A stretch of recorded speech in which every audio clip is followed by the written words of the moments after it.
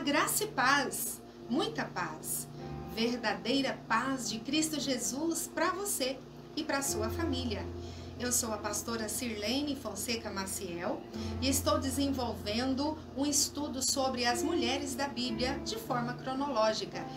Hoje nós vamos estudar no capítulo 19 de Juízes. No versículo 1, uma mulher que era a esposa de um levita. Juízes, capítulo 19. Juízes, capítulo 19, o versículo 1. Naqueles dias em que não havia rei em Israel, houve um homem levita que, peregrinando nos lados da região montanhosa de Efraim, tomou para si uma concubina de Belém de Judá.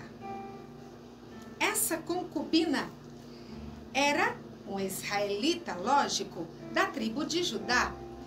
Ela foi dada a esse levita, não se sabe o porquê, mas a cultura daquela época se davam concubinas quando a esposa era estéril ou então como serva daquele casal.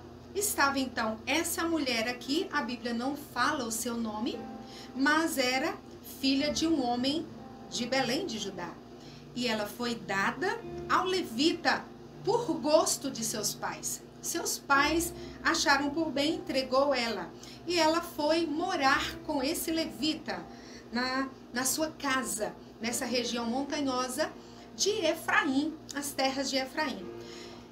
E não se sabe o motivo ao certo, uns interpretam como uma infidelidade dela, mas outros interpretam como ela ficou muito insatisfeita ou muito triste. Não se sabe qual é a razão de fato. Ela decidiu fugir daquele lugar e foi embora para a casa de seus pais. Voltou para Belém e foi para a casa de seu pai. Interessante que quando uma mulher se sente ameaçada, maltratada, ela vai buscar refrigério, abrigo, amparo num lugar seguro. Ela foi para a casa de seu pai e estava lá cerca de 4 meses quando o levita decidiu buscá-la. Chegando lá com palavras bonitas, de conquistas, ele então convenceu ela de voltar com ele. Interessante que o pai dela dizia, não vai hoje, vai amanhã. Isso passou 5 dias. No 5º dia, ele disse, eu vou hoje. Ele fala, mas toma café, come primeiro, farta-se. Interessante que chegou à tarde e o levita decidiu ir à tarde. O sogro disse, deixa para ir amanhã cedo.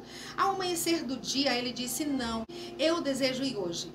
Eu começo a perceber aqui uma falta de vigilância do levita sair com uma mulher.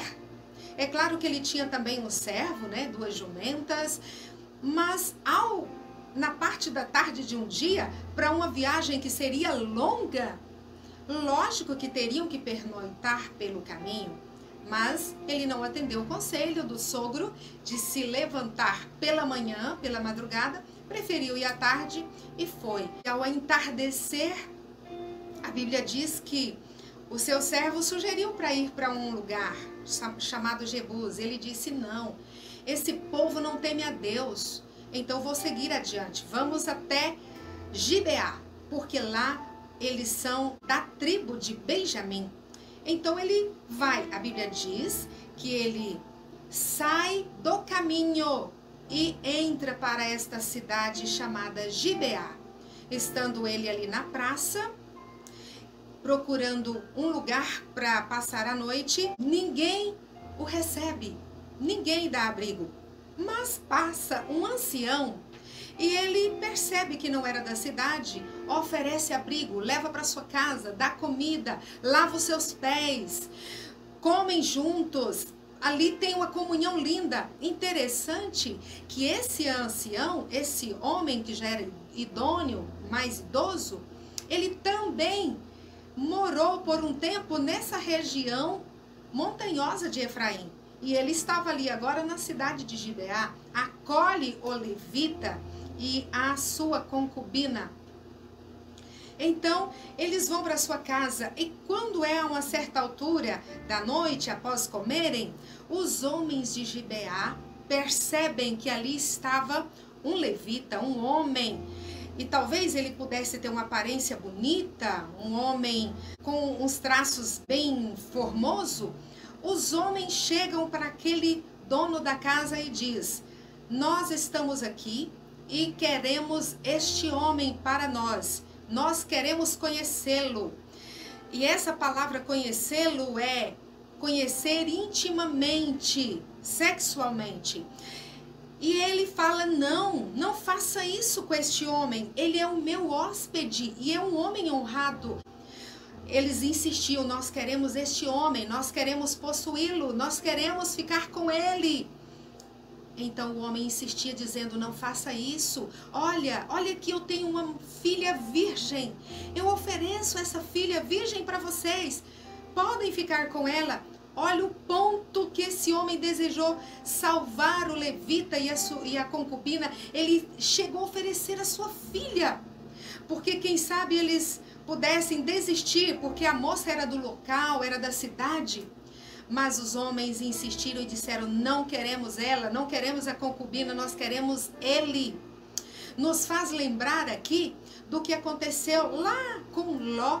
Quando chegou os anjos do Senhor na casa de Ló, os homens da cidade que eram perversos, homens que estavam fazendo tantas perversidades que desagradava a Deus, que Deus ia ali matar todos aqueles homens de Sodoma e Gomorra, né? Ia destruir. E aí Ló diz: não faça isso com eles, tenho filhas virgens, podem levar. Mas os homens insistiram e nós sabemos que Deus cegou aqueles homens e eles não conseguiram entrar dentro da casa de Ló e todos foram salvos. Ninguém tocou em Ló e nem na sua família e nem nos homens, nos anjos de Deus que estavam ali em forma de homens. Mas na casa desse homem, em Gibeá, estava o levita, sua concubina, sendo ameaçados para serem arrancados a forças e serem abusados ali pelos homens perversos daquela cidade. Não temiam a Deus. E nós sabemos que, de tanto insistirem, o próprio levita pega a sua concubina e entrega aos homens. Como ficou essa mulher sabendo que ela poderia ser protegida pelo seu esposo, pelo levita, mas ele, para se livrar, ele entrega a ela? Que amor é este? O amor de Jesus Cristo não é este. O amor de Jesus Cristo, ele fala assim: ei, eu dou a minha vida por vocês. E o apóstolo Paulo também fala: maridos, amai a vossa mulher. Ame ela e se entregue por ela. Se for preciso, morra por ela, dê a vida por ela, como Cristo se entregou pela sua igreja, morrendo em favor dela. Mas esse levita, ele preferiu pegar a sua concubina e entregar aos homens de Gibeá.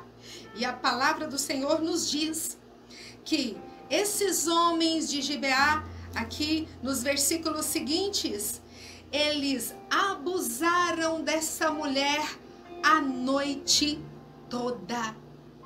Toda aquela noite, aquela mulher sofreu abuso pelos homens daquela cidade de Gibeá. Quanta dor, quanto sofrimento. Ninguém a defendia. Quem poderia defendê-la, protegê-la, não cumpriu o seu papel. Mas a palavra do Senhor diz nos versículos seguintes que antes do amanhecer ela foi abandonada. Os homens a deixaram e ela então vai sozinha, se arrastando até chegar na casa onde estava sendo hospedado o seu esposo levita, na casa daquele ancião. E ela talvez chega ali sem conseguir falar palavra alguma. Ela consegue pelo menos alcançar a sua mão na soleira ali daquela casa. Ela toca com sua mão, exprimindo ali, quem sabe, um pedido de socorro, mas a porta estava fechada. não tinha ninguém para observar se ela voltaria ou não. E ela então amanhece o dia ali, já estava amanhecendo. E a palavra do Senhor diz que quando o levita se levanta para seguir viagem, olha por qual objetivo o levita se levantou, para seguir viagem. A Bíblia não diz que ele se levantou para saber notícias dela, não, ele se levantou para seguir viagem. E quando ele abre a porta, ele a vê caída com sua mão na soleira da porta. Então, eu vejo aqui uma indelicadeza deste homem, uma falta de cavalheirismo, uma falta talvez de amor. Ele não se abaixa para perguntar como você está. Ele não diz isso. A Bíblia diz que ele apenas ordena: levanta-se e vamos embora. Então ela ficou muda, estava sem vida, não responde nada. Ele torna a afirmar e a ordenar: levanta-se, vamos embora. Ali ele estava, eu posso imaginar, posso conjecturar, exprimindo ali uma falta de amor, de carinho, de sensibilidade. Mas como ele vê que ela está sem vida, a Bíblia diz que ele pega ela e coloca sobre o seu jumento, que já estava de saída mesmo, e levou ela para a sua terra. E quando chegou na sua casa, na sua terra, a palavra do Senhor diz nos versículos seguintes que ele cortou todo o seu corpo em 12 partes. 12 partes foi cortado o seu corpo e ele enviou essas partes do corpo dessa mulher para as 12 tribos de Israel.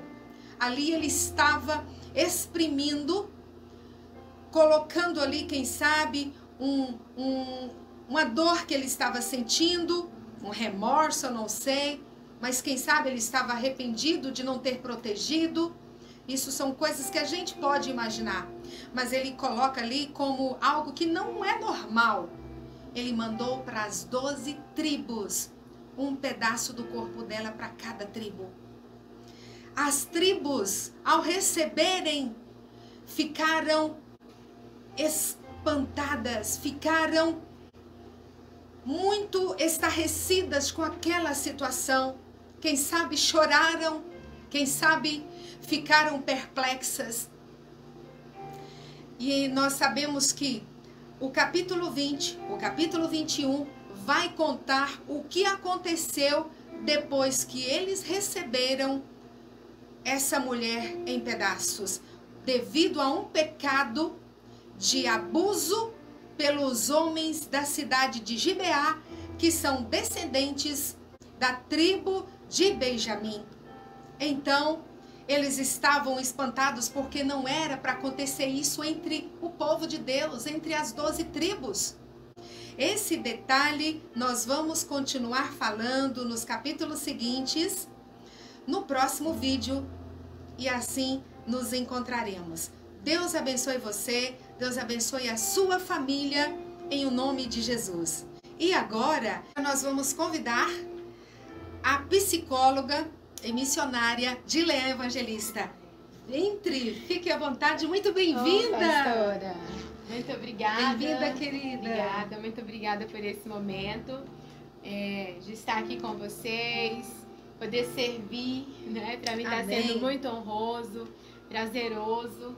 E também todos vocês que estão aí conosco, né? É verdade, muita gente que está aí, muita gente. Glória a Deus por tua vida, seja muito bem-vindo.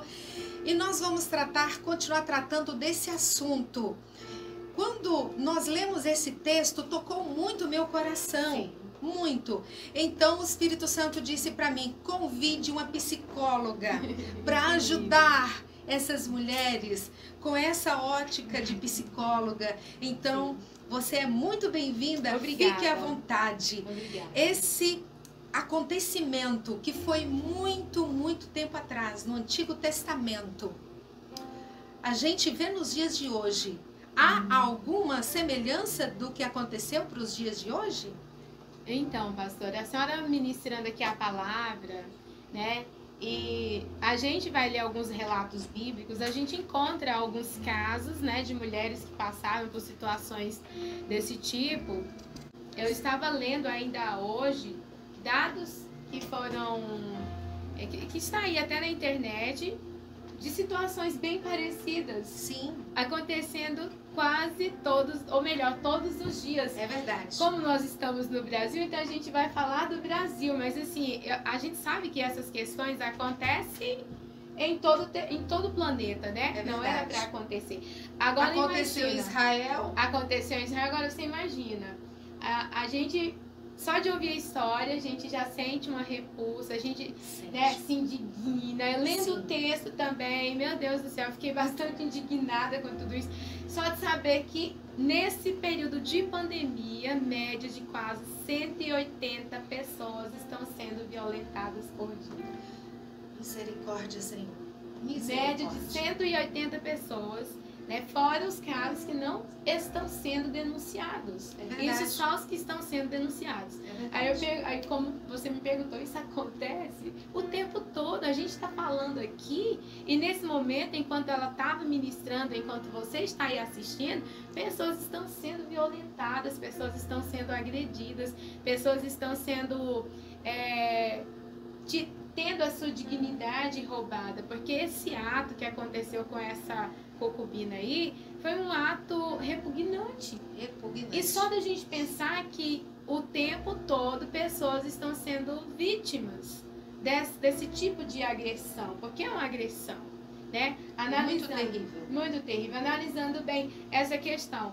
Olha só, essa mulher sofreu uma agressão moral, essa mulher sofreu aí uma agressão, eu acredito que verbal também, um abuso coletivo, porque pela palavra não foi só uma pessoa. Não foi só, foram muitos homens. Muitos homens, né? Então, imagine a situação dessa mulher emocionalmente falando. A gente tem tratado de pessoas que passaram por situações ainda, que é muito comum, não era para ser, mas é muito comum acontecer esse tipo de fato, na infância.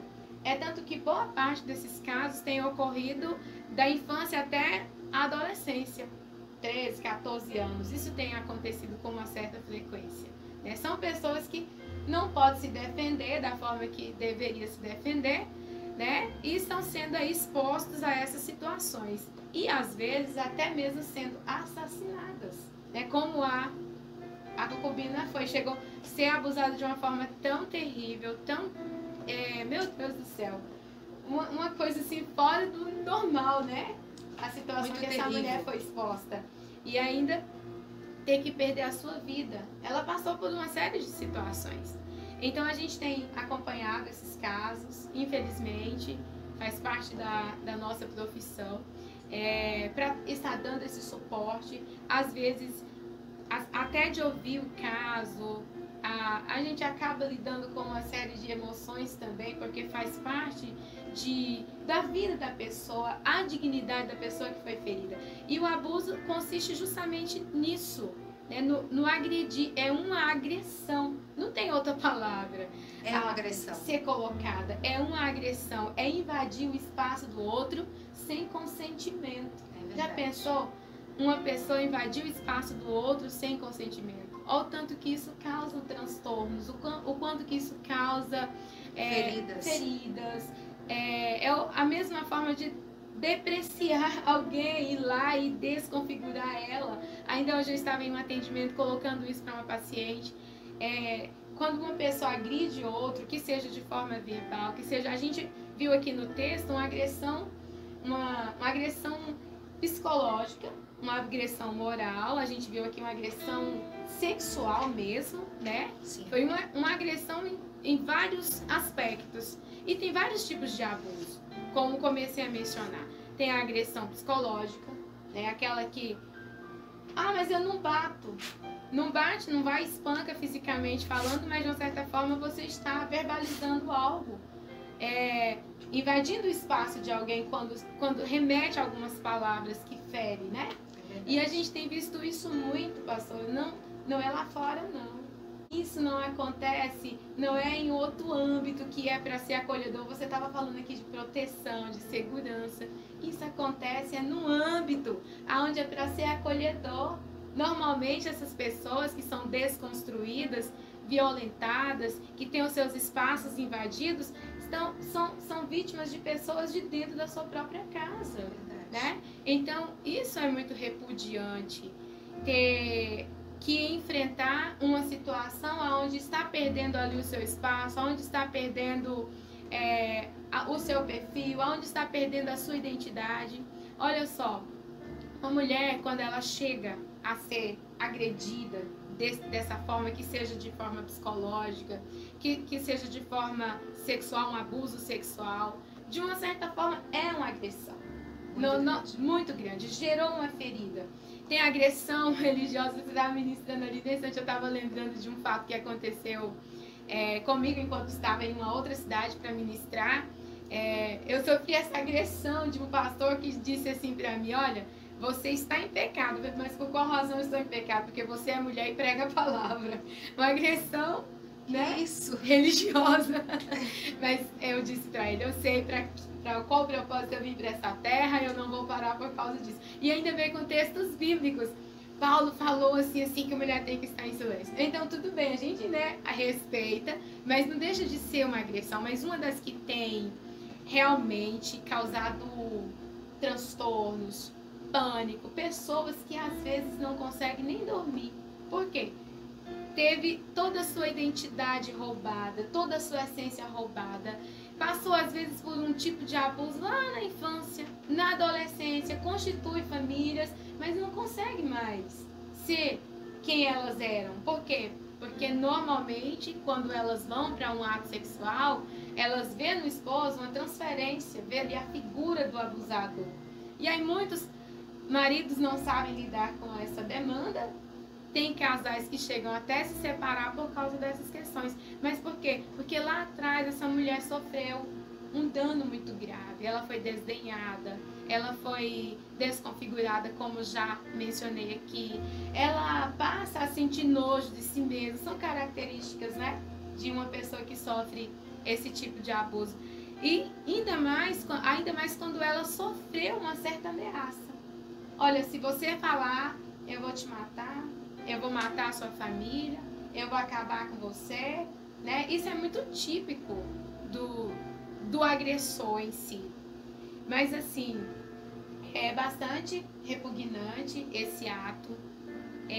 Mas que é possível tratar. É possível tratar. Não há necessidade da pessoa que, no caso, foi violentada, teve o seu espaço invadido, seguir com essas feridas. Existe possibilidade de você deixar para o outro aquilo que é do outro. Porque a gente trabalha muito essa questão no âmbito psicológico, no âmbito clínico, né? Quem agrediu foi o outro, então ele que é o agressor. Você não precisa sentir nojo de si mesmo, você não precisa desdenhar de si mesmo, porque normalmente aquela pessoa veio e cometeu a agressão. Mas é muito típico a pessoa que sofreu inconscientemente dar continuidade naquele abuso. Como? Se sentindo inferior. A autoestima vai lá para baixo. Ela não se sente mais adequada. Vem aquele sentimento de inadequação, né? Porque ela foi desvalorizada. Então, pelo fato dela ter sido desvalorizada, automaticamente ela pensa que ela não tem valor. Então, ela também começa a se desvalorizar. Olha o tanto que isso é incrível, né? Foi depreciada, desvalorizada, foi despida e tudo mais, mas ela continua reproduzindo aquele comportamento, agora não sendo mais o agressor, mas agora ela sendo a própria agressora, deixando às vezes de viver uma vida da melhor maneira possível. Perdeu a sua identidade, mas há a possibilidade dessa identidade ser resgatada. Amém. A solução. A solução. A gente trabalha isso nas questões terapêuticas, né? Tem técnicas que ajudam. A gente pode analisar, a depender do caso, a melhor técnica possível para tratar aquela mulher. A gente está falando de mulher, mas a gente sabe que homens também sofrem. Também, né? exatamente. Esse tipo de crianças, homens, jovens, né? São violências, né? E a violência em si não só é essa doméstica, como nós já falamos aqui, é tudo aquilo que agride. Mas a gente também tem hoje condições de não ficar mais calado diante dessas agressões. Temos possibilidades para isso, né? De estar não mais em silêncio.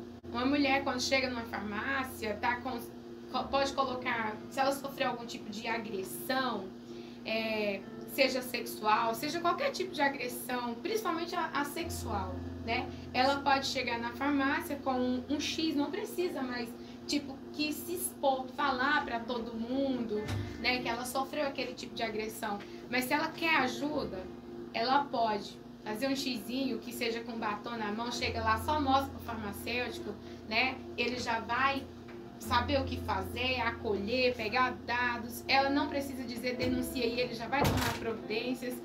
A depender também, uma videochamada, tem esse sinalzinho, né? Faz assim com o dedo e fecha. A pessoa vai informar que ela foi abusada, ela foi agredida. Às vezes está ao lado do agressor e não tem coragem de falar, mas o sinal vai ajudar. Justamente.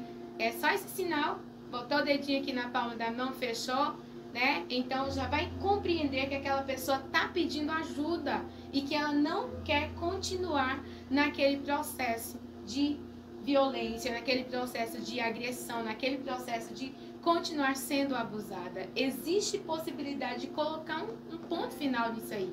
Se alguma mulher ou algum homem está passando por alguma situação desse tipo, peça ajuda. Você tem aí as leis, né, para dar todo o respaldo. Tem aí o Disque 100. E o 181 também. 181. Tem muitas outras coisas. Chega de viver camuflada, de ficar aí com essa boca fechada, né? Em silêncio. Tem muitas outras formas, né? Da gente poder pedir ajuda. Não é necessariamente, mas seguir. Só para se ter uma ideia. Uma situação dessa, quando ela não é tratada, né? Ah, mas eu sou crente, estou na igreja, eu oro. Mas a gente sempre costuma dizer, o que é de ordem espiritual é tratado no âmbito espiritual. O que é psicológico é no psicológico. A gente não pode, apesar que uma coisa ajuda a outra, dá o suporte para o outro, né? Mas existe possibilidade de situações que geraram feridas geram traumas, são eventos que ficam ali martirizando a mente da pessoa, levando pessoas anos e anos e anos sem poder dormir direito, porque sempre que vai deitar vem aquela cena do agressor, vem aquela cena todinha ali. E olha só, a gente teve casos de mulheres que hoje são casadas, são até avós, passaram por situações dessa ainda na infância e estava presa nessa fase da vida, sabe? Então é possível se libertar. É possível se libertar. Essa mulher que a pastora Silene acabou de mencionar, né? Ela teve muitas formas de expressar. A gente vai ler o texto, a gente vai perceber que ela teve formas de expressar a sua dor, né? Ela, quando coloca as mãos lá no batente, né, da porta, ela tá pedindo o quê? Socorro, você mencionou aqui. E tem casos que a gente já até ouviu, pastora, que eu fico assim indignada, mas isso deixa a gente no osso. Não, mas isso aí Deus vai resolver. Que Deus resolve o que é para Ele resolver. Mas se você está passando por algum tipo de agressão, violência, está tendo seus direitos, né, violados, procure ajuda. Precisa. E não é mais necessário a vizinhança toda saber. Existem formas de manter a tua identidade em sigilo. Às vezes aquele agressor nem vai saber que ele foi, né, denunciado por a outra pessoa, como eu mencionei, o farmacêutico, ou por alguém que está fazendo a chamada de vídeo. O importante é você não se conformar com esse tipo de situação, saber que existe suporte para você e possibilidades de viver dias melhores. Amém. É isso? Que palavra que traz ânimo, traz refrigério, traz alento, expectativa, que tem cura. Sim. Tem cura. Não dói apenas o corpo, dói a alma. Uma ferida levantada. É uma ferida, justamente. Mas é possível ser tratada. Isso. É possível. É preciso pedir ajuda. Tá aqui profissionais da área para ajudar. Sim, sim. E eu estava vendo aqui também, em João, capítulo 10, versículo 28, nos traz aqui um refrigério muito grande da parte de Jesus Cristo, quando ele fala assim: ei, vocês são meus, são minhas ovelhas, ou seja, vocês são meus, e ninguém vai tomar vocês de mim. Olha só, ninguém vai tomar você de mim. Ei, mulher, jovem, moça, você que está ao alcance desse vídeo, você pode ter sido abusada, alguém pode não ter tido a devida proteção a você, mas saiba que nós temos que na eternidade não vamos sofrer isso. E ele fala exatamente isso, ele promete. Sim. Ninguém vai tomar nós dele. Muito forte. Muito verdade. forte, né? Sim. Que lindo. Ele nos consola, ele cura. É a palavra de Deus que nos dá força e ânimo para poder se libertar. Perdoando também, né, psicóloga? Sim. Perdoando. Sim. Na verdade, o perdão é um dos fatores essenciais. Por quê? Porque uma pessoa, quando passa por esse tipo de abuso, o que acontece? Apesar que isso é cabível em todas as outras questões concernentes a perdão. Mas eu costumo dizer o seguinte: é a mesma coisa de manter uma pessoa enjaulada. Sim. A pessoa, quando está presa, ele quer o quê? Ser livre. Ser livre, ele opta por sair. Então, pessoas, às vezes, que passaram por essas situações e ficam ali sempre lembrando, sempre, né, sofrendo essa dor, esse sofrimento contínuo, tá com esse abusador. Por isso que a pessoa, ele acaba dando continuidade no abuso, né? Porque boa parte das pessoas que são abusadores, foram abusadas, é porque um dia sofreram abusos. E o abuso maior é consigo mesmo, só reproduz. O abuso maior é consigo mesmo. Então, quando aquela pessoa que, digamos, agrediu e você continua mantendo dentro de si, é melhor soltar. Soltar como? É você sair do prejuízo. Solta, libera. Libera, solta, porque a partir do momento que você libera essa pessoa, você vai estar livre, vai colocar essa situação, essa pessoa em liberdade, e automaticamente você também vai sentir um alívio muito grande. Eu costumo dizer, imagina um furúnculo, né? Enquanto tá ali, sem espremer toda aquela, o pus, né? O carnegão, tá doendo. Mas quando espreme, não já dá um alívio? Já. Tem mulheres que não conseguem nem falar sobre isso, porque a dor é tamanha. Mas uma coisa é importante, quebrar o silêncio, liberar quem te agrediu, e você vai ser a pessoa mais beneficiada. Com certeza. É verdade. Mais beneficiada, por quê? Porque largou de lado aquilo que te gerou dor, aquilo que te feriu. Então, tem outras estratégias, existem outras possibilidades. A gente costuma ouvir, principalmente meninas, falando o seguinte: eu não quero me casar, não quero constituir família, ou então não quero ter filhos, né? Porque boa parte delas passaram por situações desse tipo e aí querem se resguardar, querem se proteger, né? Mas existe possibilidade, sim, da vida continuar, você se proteger, buscar a melhor maneira possível, ajuda principalmente. Como já mencionamos aqui, existem as leis, existem a Bíblia, né, no momento de dor, para você ir lá buscar o respaldo, porque é uma bússola, né? Com certeza. O tempo todo. Mas assim, o importante é saber que, por mais que situações terríveis aconteceram, isso gerou dor, mas eu costumo dizer uma frase: a dor é inevitável, o sofrimento é opcional. Oh, essa é boa, hein?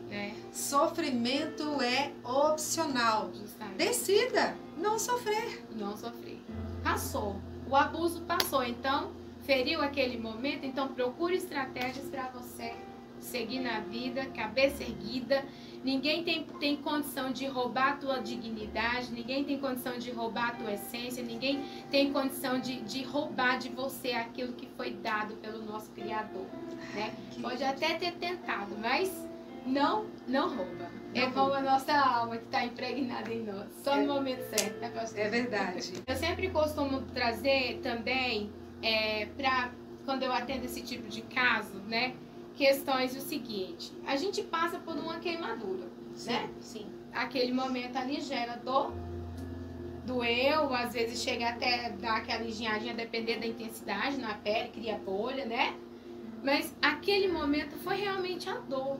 Mas depois que é cicatrizado, você toca na... Eu tenho aqui uma cicatriz no meu braço que foi de queimadura, né? Passando o roubo, a tábua virou, o ferro bateu aqui. Doeu pra caramba no momento. Criou aquela bolha, ficou uma coisa mais horrível. Não podia triscar quando tava ali a ferida, a dor. Mas hoje eu tô sentindo o quê? Nada. Mas tem gente que traz a dor todo dia. Todo dia quer sentir aquela dor, mas na verdade a dor nem existe mais. Você tá sofrendo sem necessidade. Só dessa situação. Então, chegando em uma farmácia, eu acredito que todos os farmacêuticos eles são orientados a isso.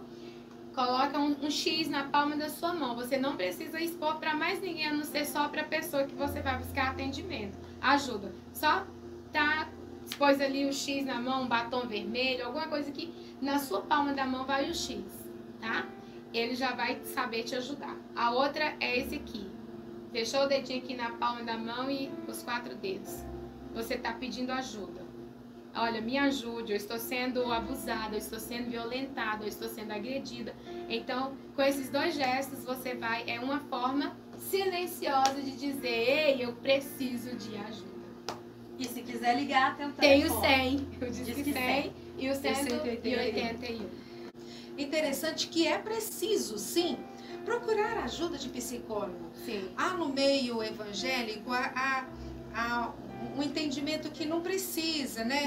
Não precisa, é só orar. Não, tem profissionais da saúde para isso, para ajudar.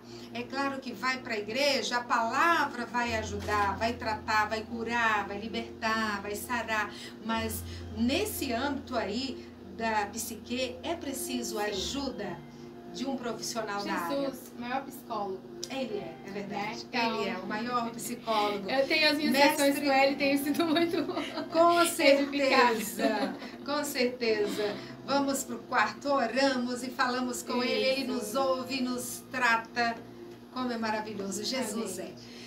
Então, muito obrigada a todos vocês que estão aí conosco. Deus abençoe por estar fazendo companhia nessa missão, nesse projeto. Sim, nossa gratidão a todos vocês.